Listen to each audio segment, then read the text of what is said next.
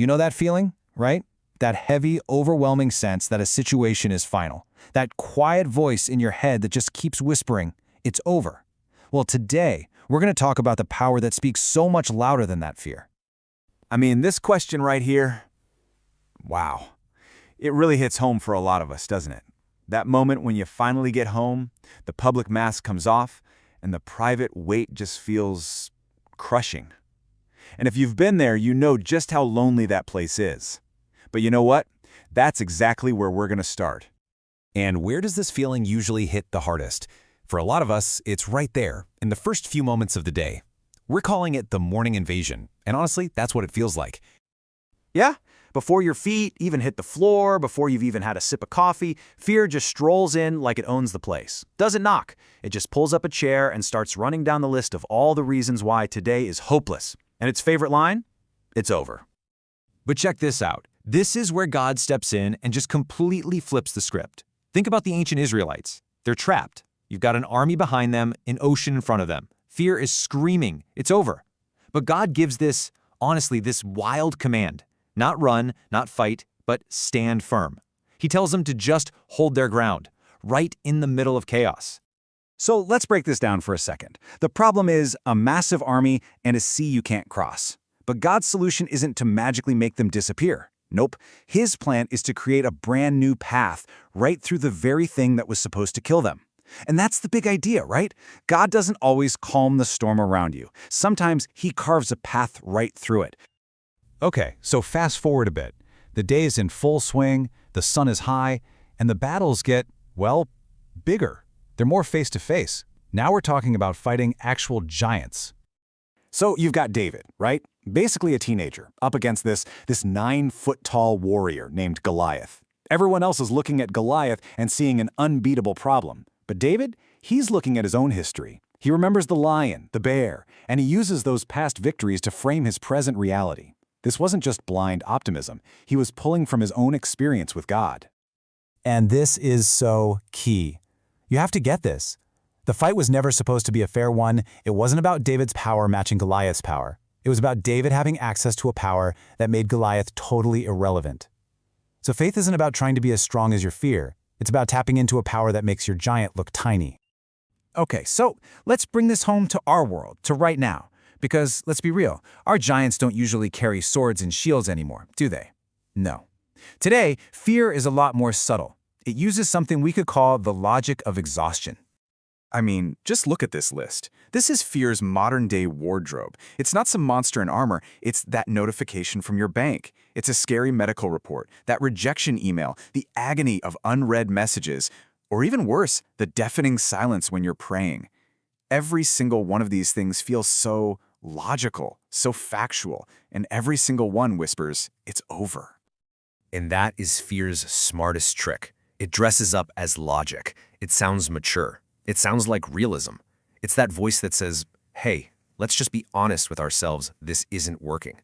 But just because fear is wearing a suit and carrying a spreadsheet doesn't mean it isn't still fear. We have to be able to see past the disguise and call it what it is. And the Bible gives us the perfect comeback for this. It draws a really clear line in the sand. Fear is not from God. It's not part of the standard equipment he gives us. So if God isn't the source, why are we letting it call the shots? Power, love, and a sound mind. That's what you've been given. Now let's talk about one of fear's favorite weapons, the clock. Fear absolutely loves to tell you, look, if this was going to happen, it would have happened by now. But what if the waiting has a purpose? This idea, delay is not denial, suggests that sometimes God waits just long enough so that when the answer finally comes, there is no doubt in your mind that it was him and not just dumb luck. All right, now the sun goes down, the workday is over, the house gets quiet, the distractions fade away. And this is when fear loves to come out and play. This is when the thoughts get loud. It's like fear becomes this awful movie director at night, right? It puts together this highlight reel of all your failures, your mistakes, your regrets. But here's the catch. Notice what it conveniently edits out. Every single moment of grace, every time you were rescued in the past, every shred of evidence of God's faithfulness, it all ends up on the cutting room floor. It's a biased story on purpose, designed to make you feel hopeless. Think about the prophet Elijah for a second. This guy calls down fire from heaven, an incredible display of power. And then what happens? He runs for his life, absolutely terrified of one person, and collapses from burnout. Fear's goal was to get him alone, to make him think it was all over. But God's response? It wasn't a lecture. It was a meal. It was rest. It was a quiet whisper to remind him he wasn't alone. And all of this, it leads us to the ultimate moment of fear meeting faith. Even Jesus felt that crushing weight. You see the agony in the garden, you hear his prayer asking if there's any other way. And then, step 3. From the outside, the cross looked like the end, a complete and total tragic failure. But it wasn't the end. It was just the setup for the final victory. And then you get these words, and everything changes. This announcement at the empty tomb basically asks us a huge question. If God can turn a sealed, guarded tomb, the very definition of the end, into a new beginning, really, what makes any of us think our situation is permanent? Okay, so after all that, let's talk about you. Let's bring all this home and make it about your story. Right here, right now. Seriously, just pause for a second and think about what you've walked through. The stuff that you thought would break you. The fact that you're even here right now, listening to this, that's evidence. That's not just you being lucky. That's not a coincidence. That's grace. That's God holding you together when you couldn't do it yourself. And pay attention to the language God uses here. He doesn't say, I will be with you. He says, I am. That's a promise for the present tense, for this very second, right now.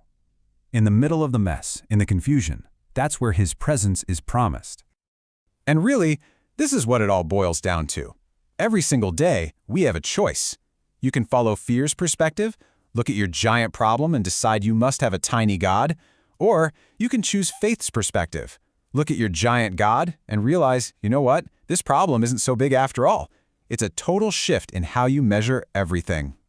And if you need one final promise to hold on to, this is it. This isn't all on you. It's not about your ability to hang on for dear life. It's about His commitment to what He started in you. God doesn't start projects He doesn't intend to finish. So let this be the thought that shuts down that voice of fear for good.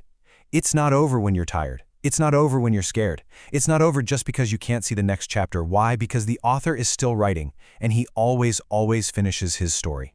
If you enjoyed this, don't skip. Hit subscribe for more real, honest content that uplifts and empowers. Like this video, share it with someone who needs to hear the truth. Drop a comment below. We're building something better here. We're building lives.